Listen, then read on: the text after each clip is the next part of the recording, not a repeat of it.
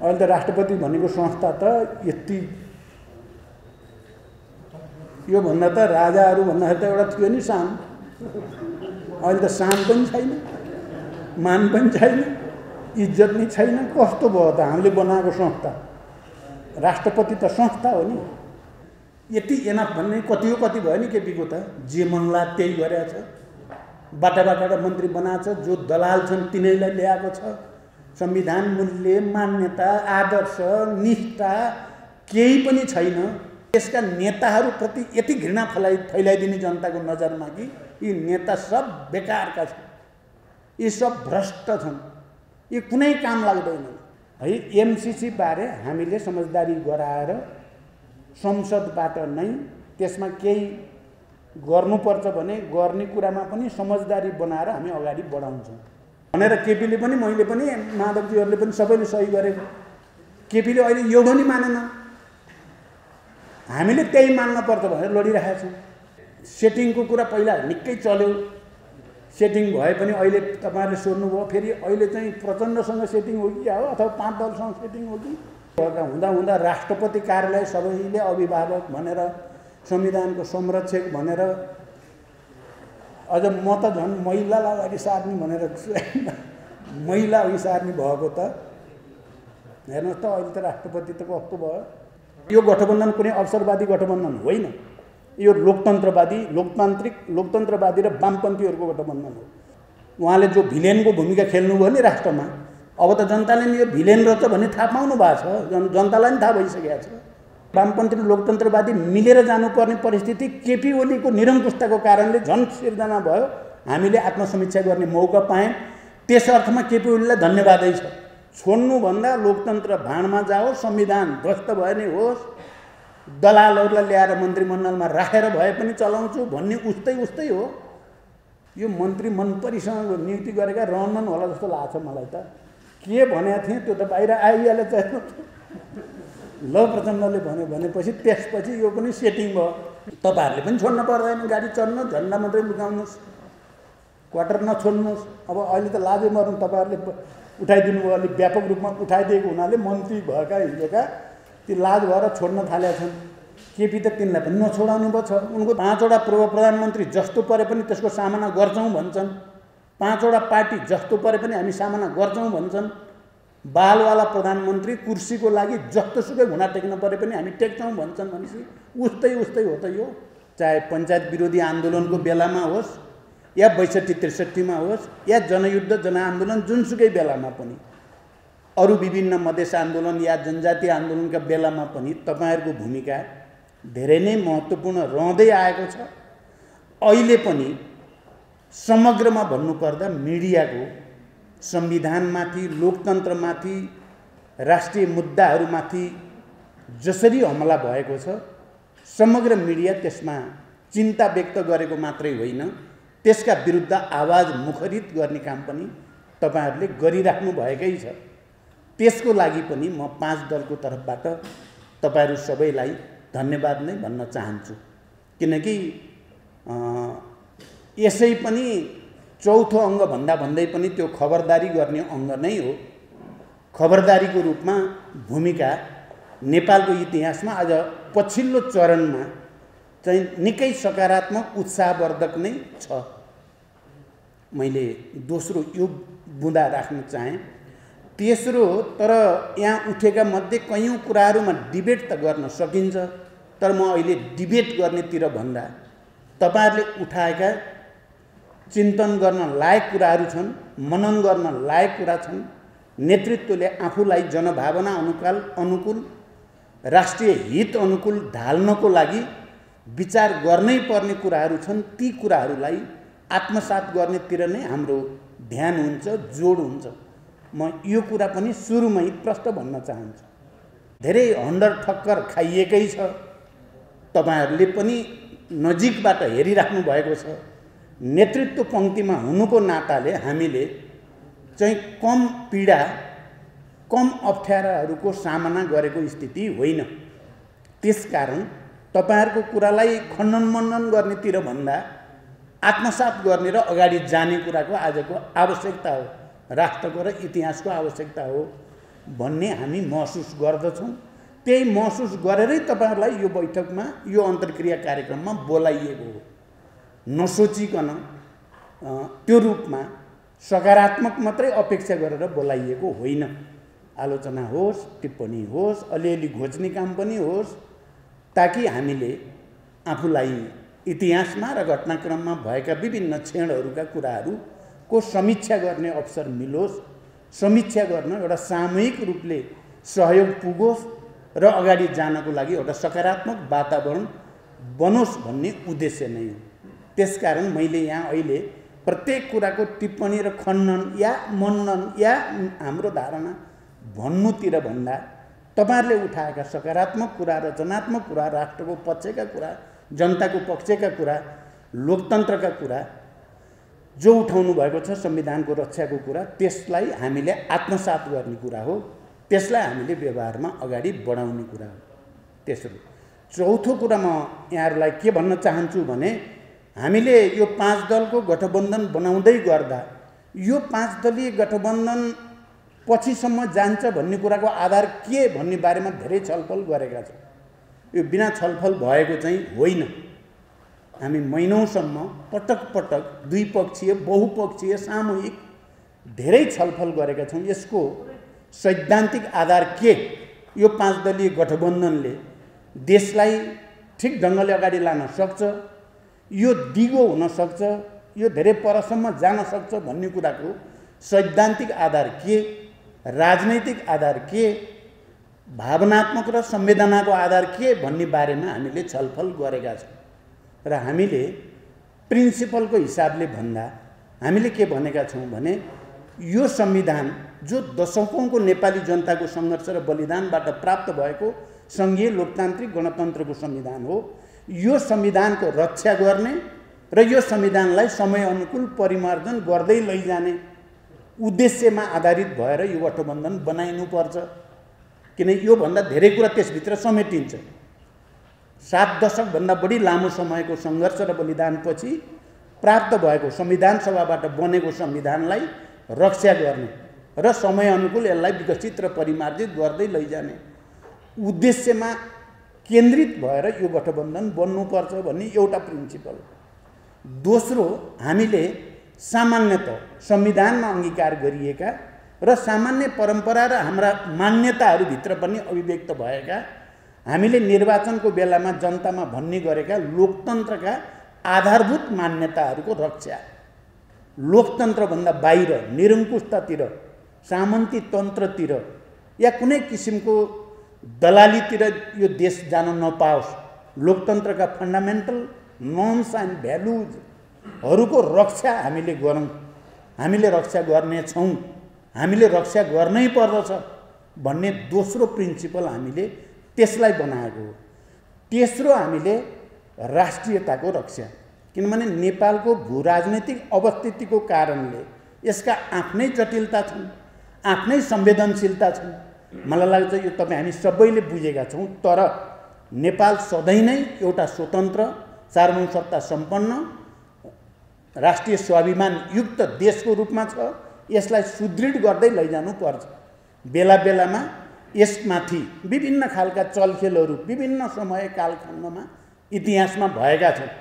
सुगौली सन्धि अङ्ग्रेज भारतको बेलादेखि अहिलेसम्मको इतिहासका घटनाक्रमहरू र मोडहरू हेर्ने हो भने धेरै किसिमका सङ्घर्ष, जटिलता र चुनौतीको सामना गरेर नेपाल अहिले यहाँनिर छ। त्यसकारण नेपाल राष्ट्रको स्वतन्त्रता र स्वाधीनताको रक्षा गर्ने कुरा हाम्रो अर्को प्रिन्सिपल आधार हुन्छ, अर्को एउटा सैद्धान्तिक आधार हुन्छ, जसले यो गठबन्धनलाई अलि परसम्म लैजान सक्छ। त्यही कारण हामीले यी सिद्धान्त, मूलभूत सिद्धान्तमा पहिला हामी सहमत हौँ कि होइनौँ, हामी यसमा सहमत भयौँ भने अलि परसम्म लान सकिन्छ। यसमा सहमत हुन सकिएन भने यो मोर्चा पनि फेरि ट्याक्टिकल मोर्चा होला कि भन्ने चिन्ताको साथ नै यसको फिलोसफिकल आधार, यसको थ्योरिटिकल आधार, यसको पोलिटिकल आधार र यसको नेसनल फिलिङको आधारलाई पनि हामीले समेटेर जानुपर्छ भन्ने निष्कर्षसहित गठबन्धन अगाडि गएको छ। म यो कुरा सबै सम्पादक साथीहरूलाई बडो प्रष्ट शब्दमा भन्न चाहन्छु। यो अकारण वा चाहिँ एउटा हुन्छ नि प्रधानमन्त्री एउटा हटाउने अर्को बनाउने कतिपय बेला अब सोसियल मिडियामा खास गरी बडो तलबाट पनि चिजहरू आउने गरेको छ। यो प्रधानमन्त्री हुने नै खेल मात्रै हो भने जस्तो गरी त्यस्तो होइन। यो प्रधानमन्त्रीका निम्तिको सङ्घर्ष होइन।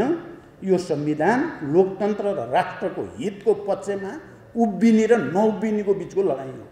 यो सिस्टम बचाउने या नबचाउने भन्नेको बिचको लडाइँ हो र हामीले यसलाई त्यही रूपमा बुझ्नुपर्छ भन्नेमा हामी पाँचै दलको बिचमा राम्रो समझदारी भएपछि हामी अगाडि बढेका हौँ।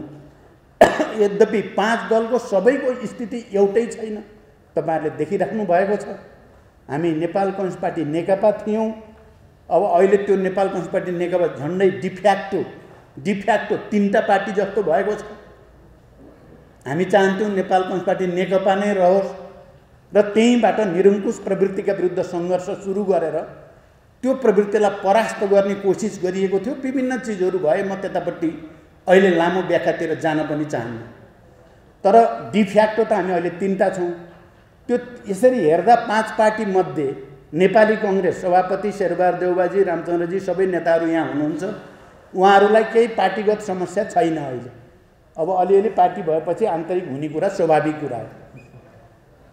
अब हामीलाई म जुन पार्टीको अहिले अदालतको निर्णयपछि फागुन 23 को निर्णयपछि माओवादी केन्द्रको नेतृत्व गरिराखेको छु, हाम्रोमा पनि त्यस्तो कुनै खास समस्या छैन। अब राष्ट्रिय जनमोर्चा पनि एउटा पार्टीको रूपमा पहिलेदेखि उहाँहरूको पनि कुनै समस्या छैन। तर नेकपा एमाले भित्र चलिरहेको सङ्घर्षको कारणले माधवजीले जसरी एउटा विधि विधान, लोकतन्त्र, मूल्य मान्यता, गणतन्त्र, संघीयता सबैको निम्ति सङ्घर्षको झण्डा उठाइराख्नु भएको छ। एउटै पार्टी भएको हुनाले केपीसँगको सङ्घर्ष त्यो अलि पेचिलो, अलि जटिल, बढी अप्ठ्यारो, कहिले कानुनी झमेला, कहिले निर्वाचन आयोग यस्ता भएर आइराखेका छन्।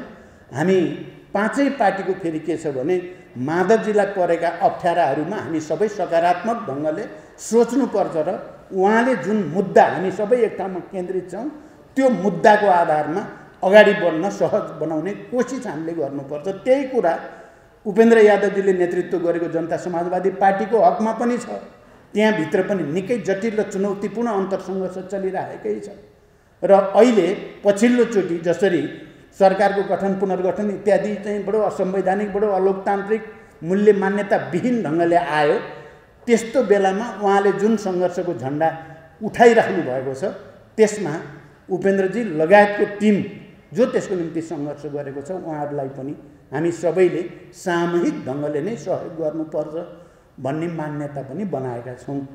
त्यसकारण यो कति समय जाला भन्दा अहिले पनि हामी यहाँ कुरा गरिराखेका छौँ। यसलाई हामीले यो सिद्धान्त र मान्यताभित्र रहेर दिगो रूपमा लिएर जानुपर्छ। एउटा चुनावको लागि एक प्रधानमन्त्री केपी ओलीलाई हटाउनको लागि मात्रै हुनु हुँदैन। संविधान, लोकतन्त्र र राष्ट्रियताको रक्षाको निम्ति धेरै परसम्म जाने हामी कोसिस गर्नुपर्छ र हामीले के भनेका छौँ इतिहासको मूल्याङ्कन गरेर भने त्यो आधार छ है, हामीले त्यो गर्न सक्छौँ। किनकि नेपाली कांग्रेस पछिल्लो सङ्घीय लोकतान्त्रिक गणतन्त्रको आन्दोलनमा भनौँ, गणतन्त्रको आन्दोलनमा मुख्यतः नेतृत्व गरेको पार्टी हो। अहिले गिरिजाबाबु हुनुहुन्न, शेरबहादुरजी त्यो ठाउँमा हुनुहुन्छ, तर गणतन्त्रको निम्ति सङ्घर्ष गरेकै पार्टी हो।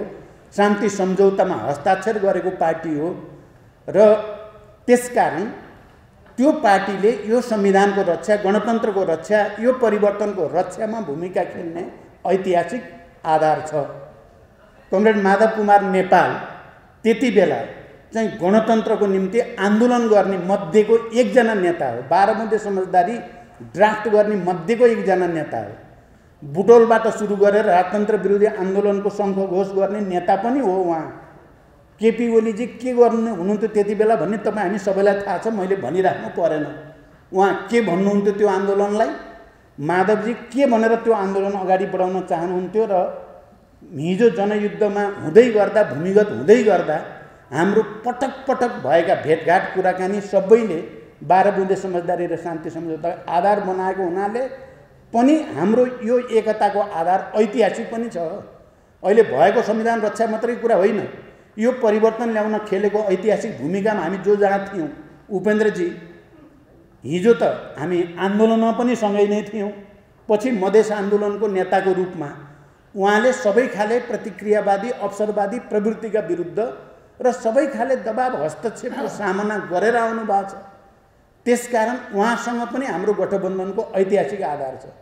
राष्ट्रिय जनमोर्चा त्यसरी नै निरन्तर आफ्नो मान्यताभित्र रहेर सङ्घर्ष गर्दै आएको हुनाले चाहिँ यहाँ जे तपाईँ देख्नुहुन्छ नि 5 वटा अहिले हेर्दा त उस्तै उस्तै हुन् कि क्या हो नेता भन्न पनि तपाईँहरूले भन्नु पनि भयो, जो पनि उस्तै त हुन् नि, तर उस्तै होइनन्। म भन्छु उस्तै होइनन्। केपी ओलीले बैलगाडाको सिद्धान्त प्रतिपादन गर्दै गर्दा माधव नेपाल गणतन्त्रको निम्ति झन्डा उठाएर हिँड्ने उस्तै उस्तै हो। हामी म भन्छु प्रधानमन्त्रीको बारेमा थोरै प्रश्न उठ्ने बित्तिकै सजिलै प्रधानमन्त्री त्याग्ने प्रचण्ड र प्रधानमन्त्री त्याग्नुभन्दा देशै डुबाइदिन्छु भन्ने केपी ओली उस्तै उस्तै हो। यो तपाईँहरूले सोच्दाखेरि त पक्कै सोच्नु भयो होला, यी पनि उस्तै उस्तै हो। शेरबहादुर देउवा र प्रचण्डहरूको बिचमा सहमति हुँदा सजिलै सहमति पालन गरेर छोड्ने, अर्कोले नि छोड्ने उस्तै उस्तै हो। तपाईँ विचार गर्नुहोस् कसरी उस्तै उस्तै हुन्छ भने। सजिलै थोरै प्रश्न उठिसकेपछि अनावश्यक त्यो गर्नुभन्दा छोडेर निकास दिनु सजिलो हुन्छ भने छोडिदिने चाहिँ र छोड्नुभन्दा लोकतन्त्र भाँडमा जाओस्, संविधान ध्वस्त भए नै होस्, दलालहरूलाई ल्याएर मन्त्रीमण्डलमा राखेर भए पनि चलाउँछु भन्ने उस्तै उस्तै हो। हामीले पहिलोचोटिको कुरा म अब अरू व्याख्या त गर्दिनँ, म के राम्रा काम गर्न खोजिएको थियो भन्ने कुरातिर म जान्न, तर दोस्रो पटक हामी सहमतिमा सरकार बनाउने बेलामा हाम्रो काम के थियो? पहिलोचोटि थियो भन्दाखेरि संविधान जसरी नै बनाउने थियो। संविधान बनाइएन भने संविधान सभा गरेर दुईवटा संविधान सभा गरेर पनि संविधान बनेन भने के होला भन्ने चिन्तामा थियौँ हामी। नेतृत्वको काम जसरी नै संविधान बनाउने थियो।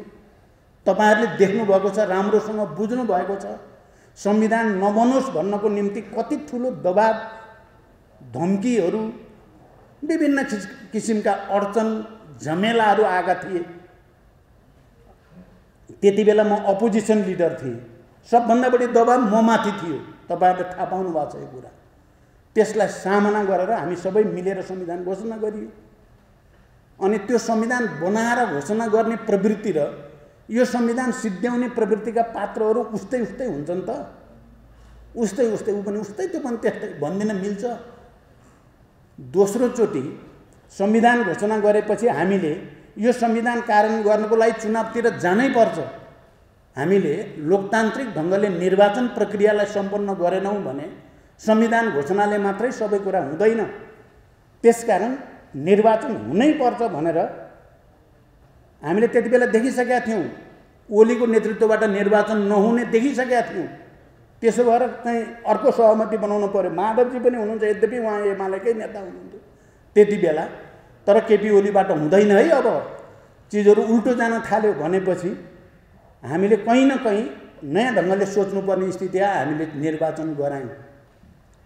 तपाईहरुले भन्न सक्नुहुन्छ त्यो निर्वाचन धाँधली भएको थियो, षड्यन्त्र भएको थियो, या हामी नेता भन्ने त्यतिबेला प्रधानमन्त्री भएका म अथवा शेरबहादुरजी अथवा अरू कोही को ध्यान चाहिँ आफ्नो गुट आफैलाई मात्रै गर्ने भन्ने थियो कि संविधान कार्यान्वयनको निम्ति लोकतान्त्रिक निर्वाचन चाहिँ सम्पन्न गरौँ भन्नेमा थियो। त्यो भनेर अनि यसलाई सिद्ध्याउन खोज्ने उस्तै उस्तै कसरी भयो मैले चाहिँ बुझिनँ क्या। तपाईहरुले चाहिँ भन्न त भन्नु भएको छ, भन्न नि पाउनुहुन्छ, भन्नुभएकोमा स्वागत पनि गरिसकेँ मैले। तर मैले पनि अलिकति त भन्ने भएँ क्या। उस्तै उस्तै हो त। निर्वाचन भयो। मैले सोचेँ वाम गठबन्धन, वाम जनमत धेरै छ नेपालमा, वाम गठबन्धन गरेर र जनतालाई मन छुने गरिकन प्रतिबद्धता व्यक्त गरेर सबै वर्ग तह तबकालाई सामाजिक न्याय दिने, आर्थिक समृद्धि दिने, विधि विधान अनुसार चल्ने भन्ने कुराको आधारमा गठबन्धन गर्यो भने देशमा राजनीतिक स्थायित्व होला भनेर सोचेर सहमति गर्ने। प्रधानमन्त्री पाएको प्रधानमन्त्री छोडेको छु मैले। तपाईहरुले यो कुरा चाहिँ त कहिले पनि भन्न नरुचाउनु भयो हो कि भन्यो भने प्रचण्डलाई समर्थन गरेको देखिन्छ भन्ने ठान्नु भएको छ कि मैले त 5 वर्ष प्रधानमन्त्री पाउनेवाला थिएँ चुनावपछि पनि। मैले भयो जे जनताको अगाडि गरेको प्रतिबद्ध भन्दा बाहिर जान हुँदैन। प्रधानमन्त्री ठुलो कुरा होइन, प्रधानमन्त्री त आउँछ जान्छ भन्नु र भएको सहमति जति लत्याएर कुर्सीको निम्ति जे पनि गर्ने केपी ओली उस्तै उस्तै हो त भने तपाईहरुले पनि उस्तै उस्तै भनिदिनु भने त हामी त साह्रै ठुलो अन्यायमा पर्ने भइयो। अब हामी भन्दा राम्रा नेता ल्याउन सकिन्छ भने त हामी छोड्न तयार छौँ। ल भन्नुहोस् आजै भाइ अब त तिमीहरूले सकेनौ हामी गर्छौँ भन्नुहुन्छ भने पनि ठिकै छ। अस्ति के भयो भने एउटा कुरा भनेर म यसलाई प्रश्नबाट टुङ्ग्याइदिन्छु। जुन दिन अदालतले अलिकति सकारात्मक ढङ्गले संविधानको पक्षमा गर्ने सङ्केत पाएपछि प्रधानमन्त्रीजीले राति एउटा अपिल निकाल्नुभयो। तपाईँ हामी सबैलाई थाहा छ। खास गरी माधवजीहरूलाई सम्बोधन गरेर एकता गरौँ, जसरी पनि एकता गरौँ, के गर्नुपर्छ, के अरे जेठ 3 गते पहिला फर्किन नि तयार छु। अब उहाँ जे पनि तयार हुनुहुन्छ, मलाई चाहिँ अब कण्ठ भयो, कमसेकम मलाई चाहिँ कण्ठ भयो। मैले चिनेको माधवजीलाई बढी हो, केपीजीलाई बढी चिने होइन। यो 3 वर्षमा राम्रो चिने र सङ्घर्ष पनि हामीले सुरु गरियो फेरि उहाँको गलत प्रवृत्तिका विरुद्ध। सङ्घर्ष गर्नु सही थियो कि थिएन, सङ्घर्ष किन गरियो, सुविधा लिन त त्यही सजिलो थियो नि त्यति बेला। तर संविधान, लोकतन्त्र, मूल्य, मान्यता, जनता, राष्ट्र सबै बर्बाद हुने भयो यिनको बुद्धिले भन्ने भएपछि विद्रोह गरियो। अस्ति चाहिँ त्यसको भोलिपल्ट उहाँले मलाई फोन गर्नुभयो र सोध्नुभयो, उहाँले तपाईँ शेरबहादुरलाई बोकेर काङ्ग्रेसलाई बोकेर अब हामीलाई सिद्ध्याउन हिँड्नु भएको छ भन्नुभयो। अनि वामपन्थीको सरकार सिद्ध्याउने, काङ्ग्रेससँग मिलेर सरकार बनाउनेमा पुग्नुभयो होइन तपाईँ भन्नुभयो उहाँले। मैले कङ्ग्रेस त अहिले तपाईँभन्दा 100औं गुणा वामपन्थी, लोकतन्त्रवादी, क्रान्तिकारी भएर आयो गर्नुहुन्छ के? मैले भनेको ठ्याक्कै यही हो। काङ्ग्रेस त धेरै वामपन्थी, ऊ त संविधानको रक्षा गर्ने भएर बिचरा चाहिँ अडिया छ। तपाईँ संविधान सिद्ध्याउन हिँड्नु भएको छ। काङ्ग्रेस लोकतन्त्रको रक्षा गर्ने भनेको छ, तपाईँ लोकतन्त्र सिद्ध्याउन हिँड्नु भएको छ। कङ्ग्रेसले तपाईँलाई चाहिँ विदेशीको टाङमुनि छिर्यो भनेर चाहिँ भन्छ, तपाईँ टाङमुनि छिर्नु भएकै छ। छिर्या मात्रै होइन, पुरै आत्मसमर्पण गरेर दलालहरू ल्याउन थाल्नु भएको छ। अनि काङ्ग्रेस चाहिँ दक्षिणपन्थी, तपाईँ चाहिँ वामपन्थी। कहाँनिर हुनुभयो ल भन्नुहोस्, मलाई प्रमाणित गर्नुहोस्। काङ्ग्रेस दक्षिणपन्थी, तपाईँ चाहिँ वामपन्थी हो। तपाईँलाई वामपन्थी ठानेरै गठबन्धन गर्न खोजे हो। तपाईँले सही गरेको पनि त्यस्तै भए छन् भनेपछि भाषण धेरै नगर भन्नुभयो उहाँले। फोनमा हो कुरा भयो। म अहिले के ठान्छु भने यो गठबन्धन कुनै अवसरवादी गठबन्धन होइन, यो लोकतन्त्रवादी, लोकतन्त्रवादी र वामपन्थीहरूको गठबन्धन हो। 46 सालको आन्दोलन लोकतन्त्रवादी र वामपन्थीको कारणले पञ्चायत हारेको थियो। 62-63 वामपन्थी र लोकतन्त्रवादीको मोर्चाले नै राजतन्त्र परास्त भएको थियो। अहिले पनि वामपन्थी र लोकतन्त्रवादी मिलेर जानुपर्ने परिस्थिति केपी ओलीको निरङ्कुशताको कारणले झन् सिर्जना भयो। हामीले आत्मसमीक्षा गर्ने मौका पायौँ। त्यस अर्थमा केपी ओलीलाई धन्यवादै छ। नेगेटिभ रोल खेलेर नेपाल राष्ट्रका सबै सकारात्मक शक्तिहरूलाई फेरि एकचोटि एक ठाउँमा आउने वातावरण बनाइदिएकोमा उहाँलाई धन्यवाद।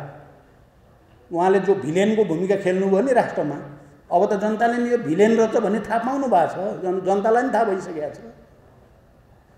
त्यसकारण यो गठबन्धन कुनै चाहिँ सिद्धान्तहीन गठबन्धन, खाली स्वार्थको लागि को मात्रै गठबन्धन होइन।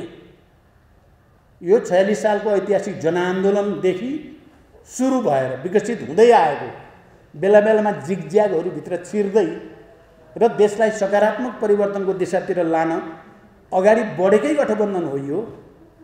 त्यहाँ यसमा शङ्का गर्नु पर्दैन। म यहाँहरूलाई विशेष रूपले अपिल गर्न चाहन्छु, तपाईँहरू भरोसा गर्न सक्नुहुन्छ। यो त फेरि राजनीति भनेको विकासक्रम अलिकति घुमघुमाउमै हुन्छ, सिधा र सरल रेखामा हुने जात पनि होइन। यसमा उतार चढावहरू हुन्छन्, केही भुलहरू हुन्छन्, गल्तीहरू पनि हुन्छन्। त्यसबाट सिकेर राष्ट्र र जनताको लोकतन्त्र र परिवर्तनको पक्षमा उभिनेहरू अगाडि बढ्दै जान्छन्। पछाडि नेगेटिभली सोच्ने, प्रतिगामी ढङ्गले सोच्नेहरू पतन हुँदै जान्छन्। यही त राजनीतिको नियम हो। र मैले सधैँ भन्ने गरेको छु, अब नेताहरूलाई आलोचना गर्नु पनि पर्छ। तपाईहरुको त ड्युटी नै छ खबरदारी गरिराख्ने, तपाईहरुको धर्मभित्रै पर्छ त्यो। त्यसकारण तपाईहरुले गरेकोमा त हामीले गम्भीरतापूर्वक ध्यान दिनै पर्छ, दिन्छौँ पनि। तर एउटा प्रवृत्ति फेरि हुर्किन नपाओस् भन्ने कुरा हामी सबै सतर्क हुनुपर्छ भन्ने पनि म राख्न चाहन्छु। नेताहरूको अलिक बढी नै हुर्मत लिने गरियो र सबै नेता उस्तै उस्तै हुन् भन्ने मानसिकता देशभरि बन्न गयो भने निकै ठुलो पोलिटिकल भ्याकुम र निकै ठुलो फ्रस्ट्रेसन जनतामा आउन सक्छ र त्यो फ्रस्ट्रेसनले लोकतन्त्र मात्रै होइन देशकै भाग्य भविष्यलाई अप्ठ्यारो पार्न पनि सक्छ। यो पक्ष पक्कै तपाईहरुले नै विचार गर्नु भएकै छ र त हामीलाई समर्थन गर्नु भएको छ। गाली गर्दा गर्दै नै समर्थन गरेको त्यही भएर होला भन्छु म चाहिँ। नत्र किन गर्नुहुन्छ त? ठिकै मुद्दा त तपाईहरुले उठाएको ठिकै छ। किनभने मैले इतिहासमा कतिपय कालखण्डमा ठुल्ठुला क्रान्ति आन्दोलनका क्रममा एउटा प्रवृत्ति विदेशी शक्तिहरूले खास गरी चाहिँ कुनै थर्ड वर्ल्ड कन्ट्रीलाई कन्ट्रोल गर्न पर्यो भने त्यो देशका नेताहरूप्रति यति घृणा फैलाइदिने जनताको नजरमा कि यी नेता सब बेकारका छन्, यी सब भ्रष्ट छन्, यी कुनै काम लाग्दैन भनिदिएपछि अनि त्यो देश कब्जा गर्न सजिलो हुन्छ अरे क्या। यो कुरामा मलाई तपाईँ सबै वरिष्ठ सम्पादकहरू पक्कै पनि सचेत हुनुहुन्छ भन्ने म ठान्छु। त्यसै कारण त तपाईहरुले हामीलाई समर्थन गर्नुभएको छ भन्ने ठान्छु र म लिमिट भन्दा बाहिर नजाओस्, लिमिटसम्म ठिक छ, लिमिट भन्दा बाहिर गएर जस्तो हामी तपाईहरुले सोध्नुभयो यो 5 वटा पूर्व प्रधानमन्त्रीहरूले जो वक्तव्य दिएर नेपालको बारेमा निर्णय नेपालीले नै गर्नुपर्छ, नेपाली नै गर्ने हो, यहाँ कहीँ प्रत्यक्ष वा परोक्ष रूपमा विदेशी चलखेल हुन नपाओस् भन्ने कुरामा सबैलाई हामीले ध्यानाकर्षण गर्ने, सतर्क गराउने अपिल गरेका छौँ। यो परिस्थिति गम्भीर नभइकन गरिएको होइन। 5 वटा पूर्व प्रधानमन्त्रीहरूले चाहिँ स्थितिलाई जनतालाई अगाह नगर्ने भने कसले गर्छ त? अहिले कसले सामूहिक रूपमा नेपालको बारेमा नेपालीले नै निर्णय गर्न पाउनुपर्छ भनेर प्रभावकारी अपिल कहाँबाट हुन सक्छ भन्दा हामीले ठान्यौँ 5 वटा पूर्व प्रधानमन्त्रीहरूले गर्दा त्यो अपिल ठुलो हुन्छ भन्ने ठान्यौँ र त्यो हाम्रो जिम्मेवारी हो भन्ने ठान्यौँ। तपाईहरुले भन्नु उस्तै उस्तै सिद्धान्त भन्दा यो बाहिर छ। उस्तै उस्तै भए त हामी पनि तछाड मछाड गर्थ्यौँ होला नि त, विदेशीकै आशीर्वाद पाउनु। यस्तो बेलामा होइन है चलखेल मानिँदैन भन्न किन जान्थ्यौँ त? तर हामी कसैसँग दुश्मनी गर्नु छैन। तपाईहरुले भाषा हेर्नुभयो भने त्यो भाषा नेपाल र नेपालीलाई अपिल छ, त्यहाँ विदेशीलाई गाली पनि होइन। हामी छिमेकीहरूसँग राम्रो सम्बन्ध होस् भन्ने चाहन्छौँ, सबै मित्र राष्ट्रहरूसँग राम्रो सम्बन्ध होस् भन्ने चाहन्छौँ। तर हाम्रो भित्र अनावश्यक चलखेल हामीलाई सह्य छैन। हामी त्यो नेपाली जनता, नेपालको मनोविज्ञान, नेपालको संस्कार त्यस्तो होइन, हामी सक्दैनौँ भन्ने कुरा पनि त्यहाँ छ। मलाई लाग्छ तपाईहरुले त्यो कुरा राम्रो बुझ्नु भएको छ। तपाईहरुले अहिले गरेको टिप्पणीबाट पनि तपाईहरुले त्यो कुराको मर्मलाई राम्रो बुझ्नु भएको छ भन्ने नै मैले बुझेँ। त्यसकारण त्यो गर्नुपर्ने काम गरिएको हो। म के भन्छु भने हामीले संविधान बनाउने बेलामा होस्, निर्वाचन गर्ने बेलामा होस् या अहिले यो गठबन्धन बनाउने बेलामै किन नहोस्, धेरै अप्ठ्याराको सामना गरेका छौँ साथीहरू, धेरै अप्ठ्याराको। र लोकतन्त्र, संविधान, राष्ट्रको पक्षमा जस्तोसुकै चुनौती भए पनि उभिने हो, जस्तोसुकै त्याग गर्न परे पनि गर्ने हो भन्ने मनोविज्ञानबाट, भावनाबाट, विचारबाट प्रेरित भएर आएको वक्तव्य हो। 5 वटा पूर्व प्रधानमन्त्री जस्तो परे पनि त्यसको सामना गर्छौँ भन्छन्, 5 वटा पार्टी जस्तो परे पनि हामी सामना गर्छौँ भन्छन्। बालवाला प्रधानमन्त्री कुर्सीको लागि जस्तोसुकै घुँडा टेक्न परे पनि हामी टेक्छौँ भन्छन् भनेपछि उस्तै उस्तै हो त। यो फन्डामेन्टल्ली फरक चिज होइन र यो प्रवृत्तिमा यही होइन र उज्यालो सबैले हेर्ने उज्यालो भनेको यही होइन र? अब हामीले पनि गल्ती गरेका छौँ, नगरेको होइन। तपाईहरुले यहाँ उठाउनु भएको कुरा कैयौँ पटक मैले सार्वजनिक रूपमा पनि भनेको छु। 12 बुँदे समझदारी, शान्ति सम्झौता, पहिलो पटकको निर्वाचन, त्यसपछि गठबन्धन कस्तो बनाउनु पर्थ्यो भन्नेमा मबाट पनि त्रुटि भयो भनेर मैले सार्वजनिक रूपमा भनेको छु। त्यसपछि त्यसलाई सच्याउने प्रयास पनि गरिएको छ। प्रयास नगरेको भए प्रधानमन्त्री सजिलै छोडिन्थ्यो। सहमति अनुसार सजिलै जाने त तपाईँ हेर्नु भने एउटा कल्चर एकचोटि जे भनेर भयो नि सहमति गर्ने, अनि सहमति गरेपछि चाहिँ पालन चाहिँ नगर्ने एउटा प्रवृत्ति छ नि नेपालको इतिहासदेखि हेर्दै आउनुभयो भने। राणाकालदेखि नै राणाहरूको बेलादेखिको राज्यमा एउटा प्रवृत्ति छ, भनिदिने जे भनेर कुर्सी पाइन्छ जे पनि भनिदिने, तर गर्ने बेलामा फेरि केही पनि नगर्ने, आफ्नो व्यक्तिगत स्वार्थ या आफ्नो गुटको हितभन्दा बाहिर केही नहुने, राष्ट्र जहाँसुकै जाओस् भन्ने प्रवृत्ति छ। अर्को राष्ट्रको हित र जनताको हितको अधीनमा अरू सबै कुरा राख्ने अर्को प्रवृत्ति पनि छ नि त नेपालमा। तपाईँ हामीले प्रतिनिधित्व गरेको प्रवृत्ति त त्यो हो। त्यस अर्थमा भन्ने हो भने यो दुईटा प्रवृत्तिलाई गाँजे माझे बनाइदिएर छ्यासमेस पारिदिएर उस्तै चाहिँ लिमिटभन्दा बाहिर नबनिदिनु होला प्लिज। लिमिटमा भन्नुहोस्। आज भनेको ठिक छ, मैले पहिल्यै स्वागत गरिसकेको छु, तर तपाईँले यही भन्ने कुरा भनेको गर्नु हो बाहिर भने यसले फेरि मान्छे सब अर्को ल्याउँ भने अहिले भर्खरै जमिनमा हेर्नु उम्रिँदैन, जमिनबाट उमारौँ त नेता भनेर उम्रिने कुरा होइन। आकाशबाट झारौँ भनेर पनि झरिहाल्दैन। जस्ता भयो नि हामी नै हो। अहिले के गर्नुहुन्छ? यसैलाई धोइ पखाली गर्नु पर्यो। अब राष्ट्रको निम्ति अर्को त के उपाय छ र? अब हामीले प्रतिबद्धता के गर्छौँ भने हामी अगाडि जान्छौँ।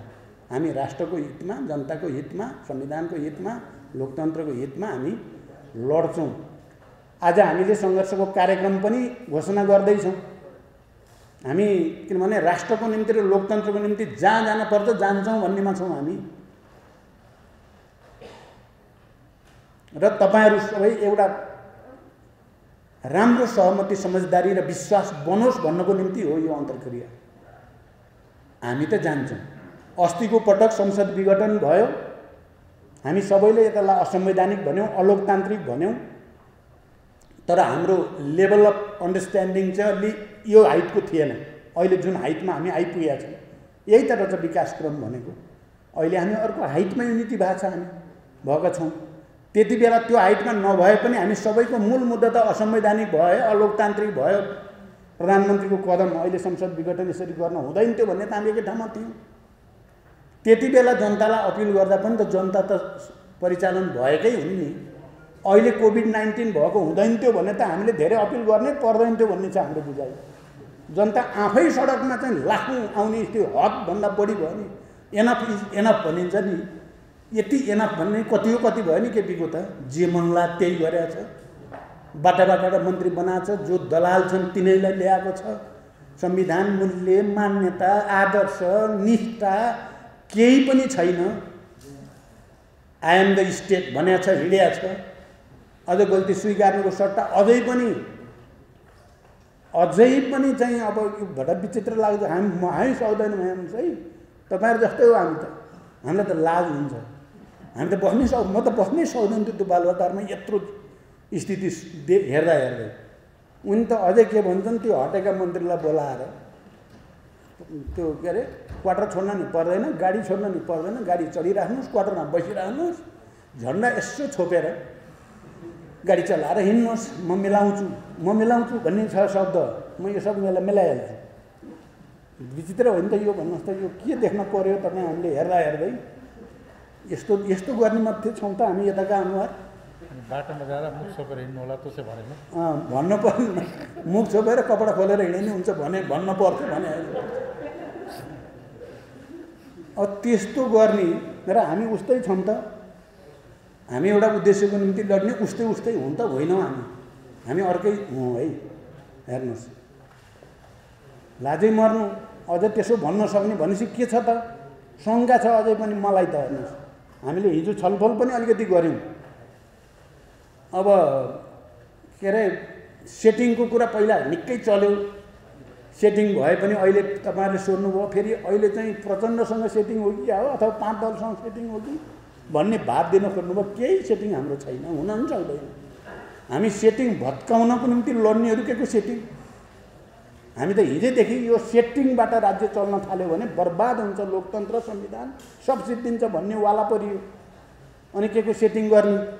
अस्ति कस्तो पर्यो भने म जाँदै थिएँ चितवन, धादिङमा केही साथीहरू चाहिँ कोठाभित्र बसेर के हुन्छ अब भनेर सोध्ने भयो मलाई देख्ने बित्तिकै।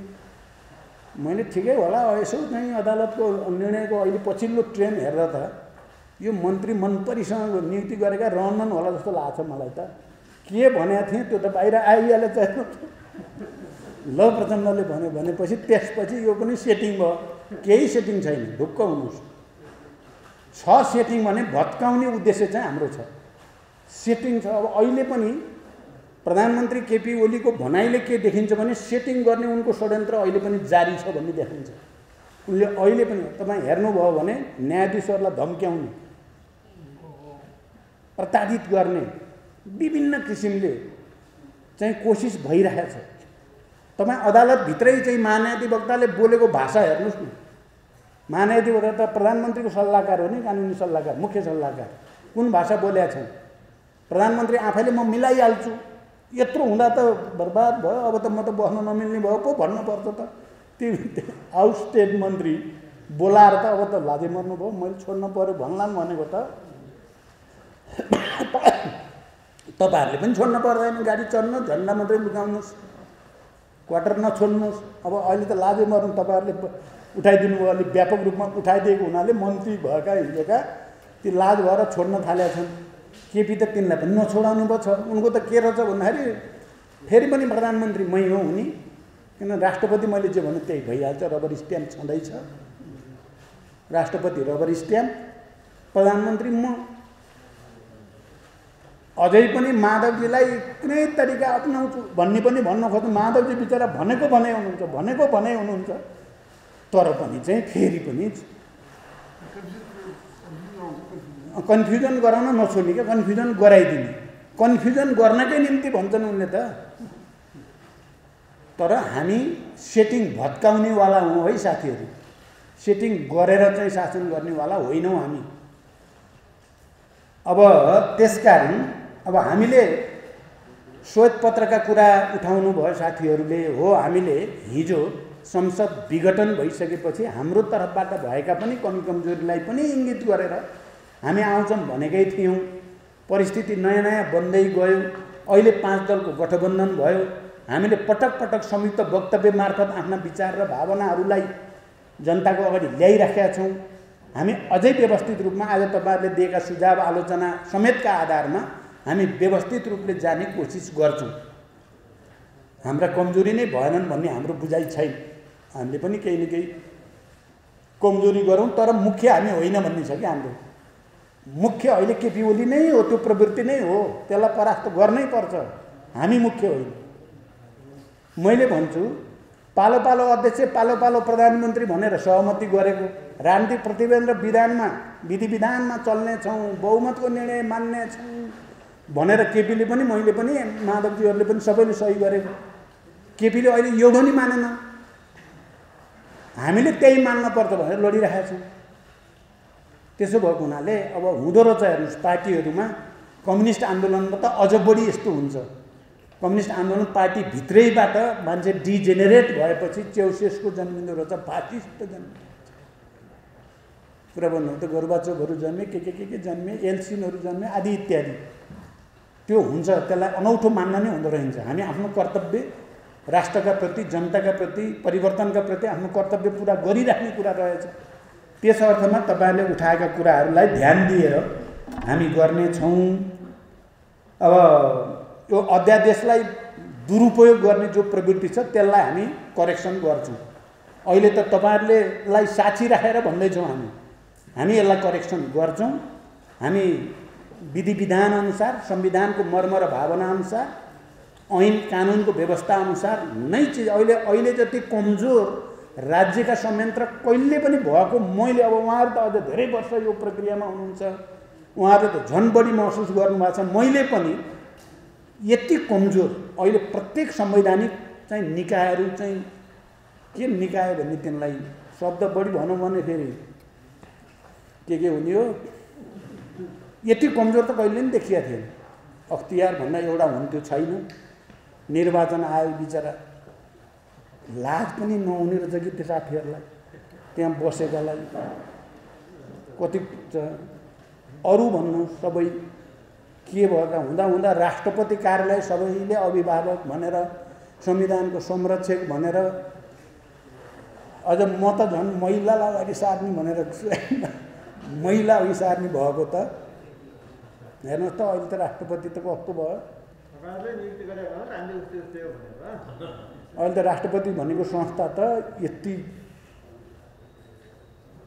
यो भन्दा त राजाहरू भन्दाखेरि त एउटा थियो नि सान अहिले त सान पनि छैन मान पनि छैन इज्जत नि छैन कस्तो भयो त हामीले बनाएको संस्था राष्ट्रपति त संस्था हो नि भन्दा यी सबै कुराहरू